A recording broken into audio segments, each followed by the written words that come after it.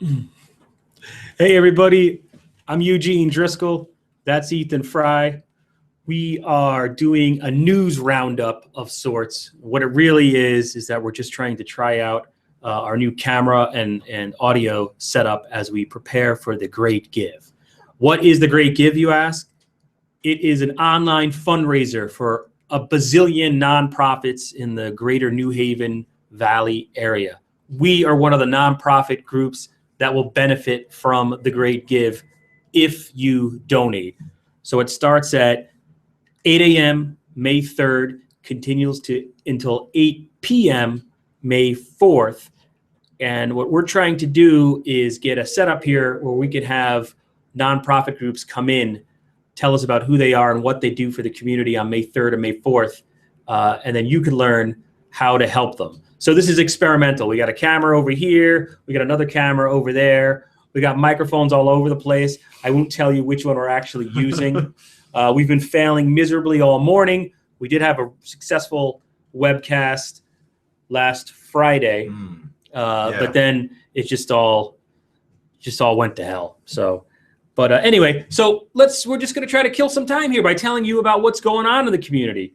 Not really kill time. Actually, this is really good, important news. Yes. So that's really a give to us during the Great Give so we can kill more time.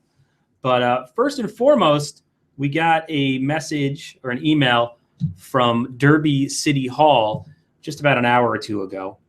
The Derby.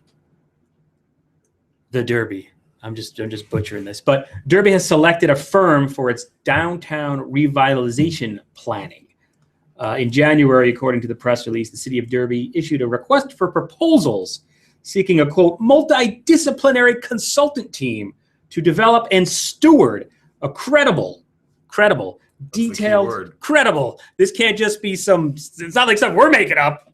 We bid, they didn't hire us, but a credible, detailed development plan for the revitalization of the long dormant south side of Main Street. That is from the Derby Shelton Bridge on Route 34, between Route 34 and the Housatonic River, stretching roughly to where the Life Touch property is. It's been stagnant for a long time. Is this the third developer since 2009? Since we've been around, this will be the third shot at it. The city chose, by the way, DPZ Partners as the winning firm, and that was made by a bipartisan, I believe. Yep, bipartisan selection committee who've been conducting interviews over the last few weeks. And there, I looked at who they are briefly. They're a national, sort of international firm, not necessarily based in here in the Valley or Connecticut, but they're going to be the ones who are going to come up with another plan for downtown Derby, and hopefully this one works. I don't think it's this is just since I've been here, and I don't cover Derby. You do. I'm in and out covering things from time to time, but it seemed, just from like an outsider's perspective, one of the local lawyers, Dominic Thomas, would sort of continually tell the aldermen that, like, if you want to get this thing started, you got to buy all the property yourself and have control over it. Has that happened, or is that still? It's happened. They disregarded that advice. Or? It's happened to some extent. Just talking off the top of my head, I believe they took over the former Derby feed property. Right. So they grabbed a couple of them. The other important thing that's happening is that on the Main Street side, the state has come forward to take properties. They give them fair market value, and they're gonna wreck those properties. So those are two big things that have happened. And the last paragraph of this, I was a little confused, and I put in an email to Mayor D'Agato. I actually invited her on today if she wanted to stop by. Like, maybe she's got nothing else to do. I don't know, but we wanted to see the door creak. Yeah, we'll have her just come right in. But I wanted to see if she wanted to do a podcast about this because it's big news. But I'm a little confused. I think they're going to come up with another plan for the redevelopment zone, which will be, I know whenever we print these things, people are just like study. Every time a new mayor gets elected, there's yet another round of studies. But the fact that there's the word steward is also used. It sounds like this is the whole kit and caboodle. The according to this press release, DPZ is partnering with the following firms for the Downtown Derby project. And then they list a bazillion other entities: Robert Orr and Associates, Gianni Longo and Associates, CDM Smith, Urban 3, the Williams Group Real Estate Advisors, and Good Earth Advisors. If you Google DPZ, you can find out a little bit about them. They seem like a legit firm. Last graph, the city of Derby will soon enter contract negotiations with DPZ partners for the project, which is being funded by a grant from Connecticut's Department of Economic and Community Development. So hopefully this is more than a study, and we'll see in the next year or whatever some progress in public meetings and some explanations about what's happening in downtown Derby. Not only has the redevelopment zone been stagnant, but public discussion of what's happening in that redevelopment zone has been stagnant. So that's good news. Last administration, there was a public agency, like a redevelopment agency of some sort. A redevelopment authority. When Mayor Delgado came in, that was dissolved pretty much. It's put on ice. Like a 86. different iteration, I guess. So it'll be interesting to see what happens with this one. And I guess one thing I'm having trouble with, that we're sitting here on video, I can't sit still and I'm playing with stuff the whole time. I look like a Tyrannosaurus Rex with short arms. I wish there's a way we could. I guess that's beyond our capabilities. But let's try switching cameras here. This is the moment of truth.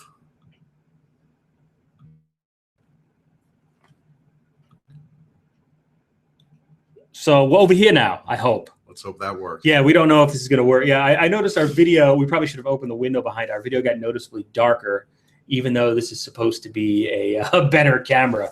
But this stuff is sort of, what you're moving? You're going to open the window? All right, let's see if that makes a difference. Now it's uncomfortably close to me, though. I'm going to move this in and hide behind this microphone a little. But now we're getting totally washed out. Now it's like, no, I mean, we'll deal with it. We're doing it live. Don't worry about it. But let's talk about a story that garnered a lot of attention on our website so far today. What's today's date anyway? We should probably throw that out there. April 13th. April 13th. So it's a story about the city of Ansonia. Board of Aldermen met last night. They have their regular meeting, goes on for a little bit. And then they go into an executive session, which is a type of meeting closed to the public, allowed by state law to discuss things like real estate, lawsuits, a specific employee. Security has been added to that in recent years. Very routine. Executive sessions in and of themselves aren't a problem, provided they're adhering to the law when it comes to the reasons to meet privately, and they've given the proper notice, which is a problem in the Valley. There's a habit in all our towns of just saying executive session if needed, or executive session, and just leaving it blank. And then to the Ansonia Alderman's credit, it's probably not visible. Oh yeah, it is sort of visible. Looks like a white piece of paper. Here's the executive session where they've listed out all the matters. Careful what finger you use. They didn't just say if needed. Yeah, they actually. Ansonia, of all our communities, is one of the, and they were previously under Mayor Delavolpe.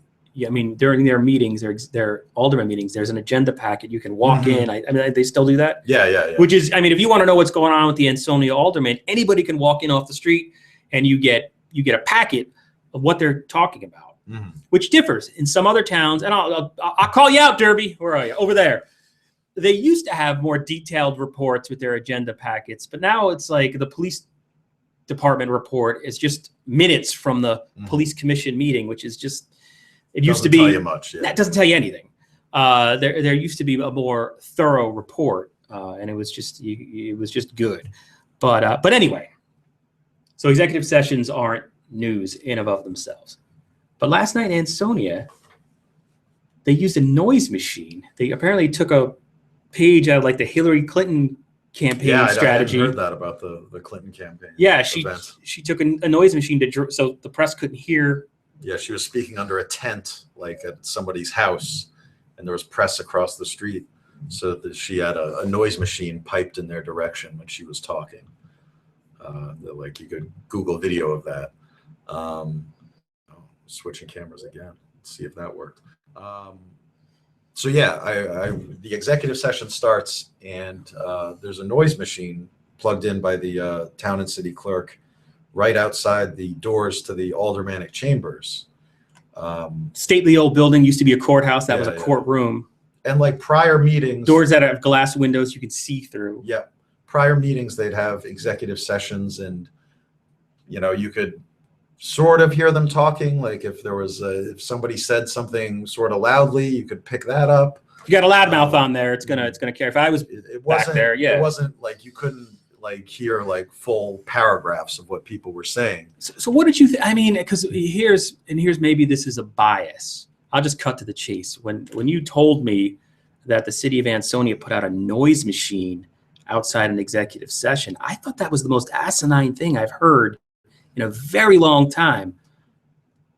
Only because, I mean, you're in terms of opening government and good government and promoting civic engagement and that word transparency that everybody uses. I mean, think if this is your first time at a government meeting, I mean, nobody goes to these meetings. I mean, I've been a reporter for a long time. It's really hard to get people to show up as it is.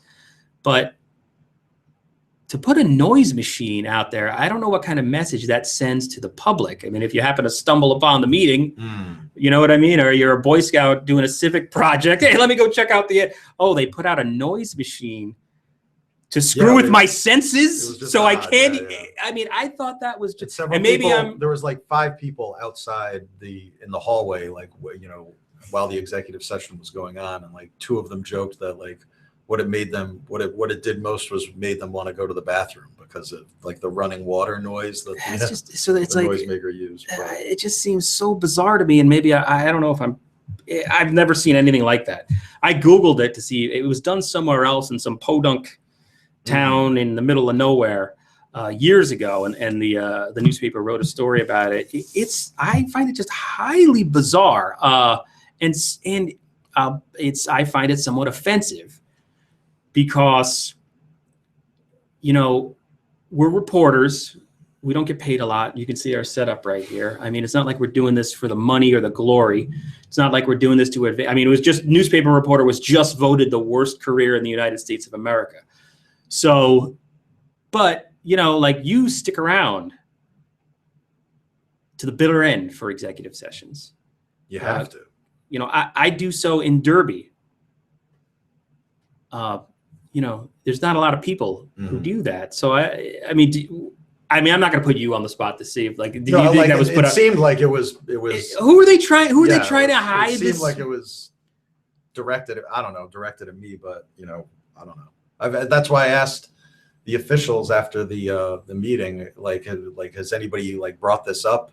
Has there ever been an executive session where you said something and somebody overheard it 20 feet outside the meeting? Like a lawyer, I could see like created a big problem or something, and they couldn't. Nobody could say, and it seemed like John Marini gave you one answer and Sheila O'Malley gave you another because she said that. She said that there was a meeting like a couple meetings ago. Somebody had said that they could have heard something from like across the hall, like toward the other room in City Hall, which I find that hard to believe, but because if you could hear that stuff, you'd love. I mean, I've sat in Derby and meetings. There's been executive sessions where like I've been outside and I've heard like a word or two or a phrase or something. Oh, that's interesting. But like I've never reported like any of that information. Like I want to get it through like other sources, I guess. I don't know. It's sort of like a gray area. I mean, there's degrees of it, I guess. They're like if you could clearly see the 2 aldermen having a screaming match and threatening to punch each other. Like you're gonna have to violate the sanctity of the. Yeah, and I've heard there was exexetive session in Derby where there were screaming matches. That I've covered where people got angry with each other. There was another time in Derby where the tax board met in an executive session. And I don't remember what their stated reason was, but it's not what they were talking about because you could just hear them because they were loud. And they were talking about when to schedule the next meetings, which is a gross Yeah. violation And that's of the something else FOI that Act. is sort of like in the context of all this. In answer, like it's happened less, I guess, as time has gone on, as I've covered Ansonia. But I mean, and this is all the communities I've been to meetings at. There's occasionally been people who just members of the public agency saying like, could we discuss this in executive session just for the sake of it being behind closed doors, and I don't want the public to see what I want to say. Who just don't have an understanding when there's not like when it doesn't fit into like one of those narrow exceptions. So like we've always been sort of watchdogs about that. I think like that's one of our many jobs, I think, is to sort of always keep an eye on that. But like, yeah, the noise. And you kind of let that go. Machine, and I've been in meetings where someone will say something like that, but it's, you make a snap judgment. All right, that person's new to the board and they don't understand the FOI Act, which you'd think like there's, Tom Hennick travels the state to explain that to people, but you got to let that go. But of course, the phone's ringing right now during our live podcast. Why don't you get that? Maybe somebody wants to go on the air and talk about this. But what I was trying to say with that the issue with the noise machine was just so different than any other we had encountered. Mainly because it was just it was a proactive way to suppress eavesdropping when I don't think there had been any previously. So Ethan is now answering the phone to go over some of the comments we got on that story. And I'm looking at our Facebook page, about 4,000 people saw it. Let's look at some of the comments. And I'll just remind Ethan that this microphone is set to pick up you breathing heavy. Someone said, Gene Vaccaro, something's rotten in Denmark. Jerome Fainer, paranoia at its best. Stephanie Knox just gave an LOL. Jeffrey Wampler, and this was interesting. FYI, you could always just turn it off if you really wanted to listen in, which isn't the point of it. I mean, there is an ethical question about listening in to executive sessions. That's different. And I don't think obviously we can't just walk into the meeting and sit down on an executive session because it's a by law, they've closed the meeting to the public, see it an exception. And actually we could get arrested for doing that. Thanks for bailing out on me live for a couple of minutes. Rich Armstrong said maybe they're talking about money they're not getting from the governor. Small cities are going to be hit and taxes may go up. But if you talk about taxpayer money in executive session, that's a huge no-no, although I've seen it done a couple of times in the Valley. Christian James, I don't trust anyone clean shaved. Okay, we're good there. With a suit, all right, we're still on his good side, and tie, all right. Hiding behind empty smiles and greed, aka most people involved in politics ever. William Argansky said it's a good old boys club. Ann Miller Lynch said it's ridiculous. The people of Ansonia have been meeting in this room for decades. They never had a noise machine before. David Rhodes says, I think executive sessions should be banned. No reason for any discussions to go on in private. Wow. So that was the feedback from today. And one thing I wanted to say is, like, I did a pretty extensive rewrite of that article from when you handed it in initially. Just so if you're now going to be hit with tomatoes the minute you walk into Ansonia City Hall. And this sort of says another point. In Ansonia, we've been accused of favoring the Republicans. And in Derby, we've been accused of favoring the Democrats. But I'm the editor, so if anybody has the issue, it's probably with me. And it's hard to favor both political parties. But with that one, you had handed the story in, and it was sort of, I thought it was sort of middle of the road. You just had said, here's what happened. Just the facts, ma'am. And here's a transcript. And what time did you get out of the meeting? I think 9:30 maybe. Just sending. This is great video. Looking at timestamps on text message. No, it was great video. You just abandoning me to answer the phone. I thought it was good, like a caller maybe was watching this live. Okay, it was about 10:15 when I walked out of City Hall, after talking to some city officials after the meeting. So it was, 10-ish, the meeting ended. So just to let people know how like the sausage gets made, and in our attempt, I mean, we can't, call people out on abusing the word transparency if we're not transparent ourselves. But, when you first sent me the text message, you had sent me a bunch of texts sort of saying, here are possible stories from tonight. And you almost mentioned at least for my interpretation of your text message, the noise machine was sort of an aside. And I just sort of said, well, that's the most interesting thing by far. Yeah, I was, I don't know, in sending it, I was and I'm not criticizing you. No, I was sort of hoping you'd be like, right about that, okay, that's I don't know. Like in situations like this, like it's hard, like traditionally the reporters aren't supposed to be a part of the story. Yeah. And it's like, am I just being a brat, which I am in my normal life, but like, is that just showing through in the coverage? Right. Are we just being straight up a-holes? And maybe we are. I woke up this morning. So basically Ethan handed in a story that was straight, and I sort of made it more like a column. Tried to insert some humor in there, to be honest with you. If you can get a Bionic Woman reference in there and link to a, someone with bionic hearing, I just thought, oh, why not have a little bit of fun? But I thought it, drew attention to the strangeness of the situation. And also, like the bottom line is you're trying to, government's here to build community, as are we. And I don't know if putting a noise machine outside a public meeting to protect from prying ears is necessarily a good government.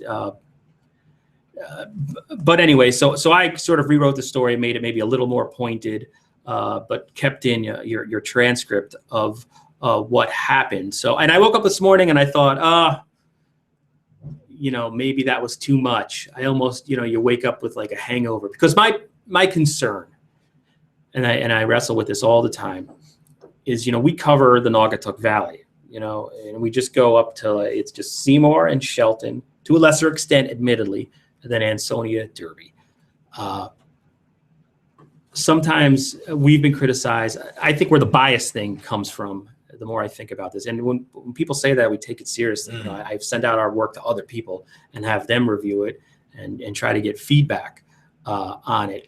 But there is a question of what do you have, a fly? What do you got, a spider on you? No. There's a question of, are we being too hard on volunteers, which I think is another question.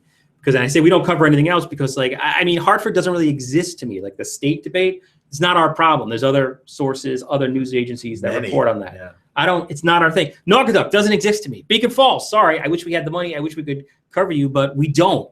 So we take and maybe hold, a higher standard to the towns we cover.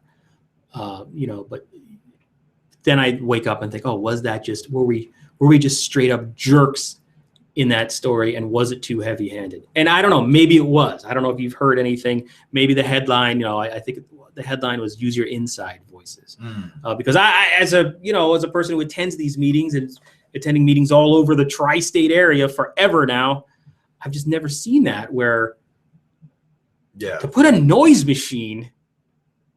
To take that like proactive step, it just it seems odd. It just threw me for a loop. So I don't know. Have you heard anything? Is something that I haven't been over to City Hall today, so.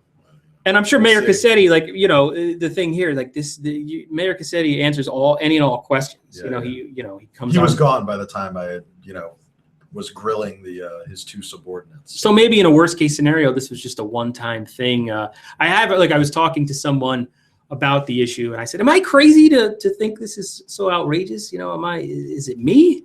Am I just, do I have issues? Yeah, and obviously I do. But she said, well, where she works, there's noise machines all over the place. So maybe, we're not in the corporate world. Maybe this is normal.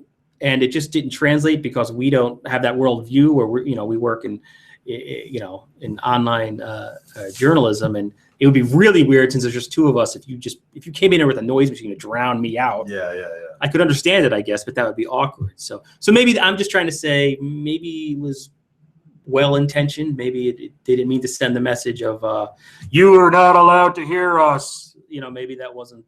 I don't know. The only thing I'd say to that is then. Why not say that after the meeting? It seemed like everybody wanted to say that they had nothing to do with it, and so Yeah, that's true. Maybe that's just Yeah. because I was asking questions about it. Yeah, it could be. Yeah, it is. Yeah, there is that thing after meeting. There's that whole dynamic where the government sometimes just wants you to go to the meeting, shut up, sit there, report on what's said. As we've seen that like a lot of newspapers do that. They won't ask follow-up questions. It's like, but then that gives the local officials license to do whatever. Then you get situations where, so-and-so just accuses somebody else of whatever, and then you're not allowed to follow up because they have this view that, well, whatever I said in the meeting goes. But anyway, I guess we've gone on for far too long, but I thought it was a really interesting and newsworthy subject. But then again, it's always a fine line of whether you're bashing people, and that's not our intent. Our mission is to build stronger communities through information, because an informed citizenry, I've heard that's a good thing. So what else happened though? Outside of that, what are the stories we didn't write on deadline last night because we wrote about this ridiculous noise machine? There was a lot of discussion of the budget. What's going on with that? The tax board is having Bart, I'm not a disgruntled Democrat. Flaherty got up and spoke. A reference. Right. Oh, well, before the meeting, there was a I'm sorry. public hearing on the budget that a couple of Democrats in the city raised. They raised points about transparency, saying that like the budget wasn't online on the city's website before the hearing. It wasn't published as the full summary of the budget wasn't posted. And they're saying it's hard to go in and try to give your opinion or about something when you don't have it in front of you. And I thought like Bart's comment about him not being a disgruntled. It was like I listened to it on the audio because we record everything. Sounded like it was humorous. I don't think because I guess Mayor Cassetti had called him and his party disgruntled. A few weeks back. And I just want to clarify that in newspapers, if someone calls you a jerk and then Ethan writes so-and-so was called a jerk, it's not coming from Ethan. He is reflecting a sentiment expressed by somebody else. So I think sometimes that gets lost. So the Board of Aldermen's Finance Committee is having a bunch of workshop meetings. They just posted a full schedule on cityofansonia.com. I saw. I think there's one tonight at 6 p.m. and they continue, I think, tomorrow and then next Wednesday and next Thursday. They're scheduled to vote on a budget by April 28th. It's up in the air right now whether there will be a tax break. The tax board's budget actually carries a slight tax increase, but the aldermen and the mayor think that they'll be able to get huge savings by making changes to the city's insurance plans. Which is something like the city of Derby did at one point during Mayor Stefari's administration. Self-insurance. It was interesting. And I don't know if exactly that's what it was, but it was something along those lines where the Derby Tax Board had worked on this budget for a while. And then it was like one of those sort of a last minute thing where the mayor said, he like pulled this out of his hat. And I think that was the same one where Phil Robertson, at least locally famous. I don't know if it was Phil Robertson, but there's a reference to the price of gas in Iran. In Iran. It was a good one. But that's interesting because Mayor Cassetti? The Mayor previous Cox. mayor of Derby, Mayor Stefari. Now an alderman. When he lost re-election, his economic development director, Sheila O'Malley, she got a job in the Cassetti administration in Derby. And the mayor announced last night that another official in the Stefari administration, Joseph Coppola, I think he was Coppola. How dare you? I think he was corporation counsel. He was corporation counsel. He's been brought in as Derby. a consultant, was the mayor's word, to help with the budget.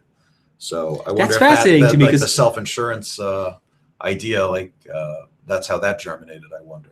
Oh, if he's bringing in, because I don't know I don't know his background as an attorney, but I mean to bring in an attorney for a finance thing is different. And then there was there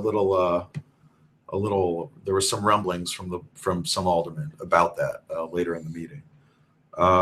They're also going to do this spring. The city is going to do a tax lien sale.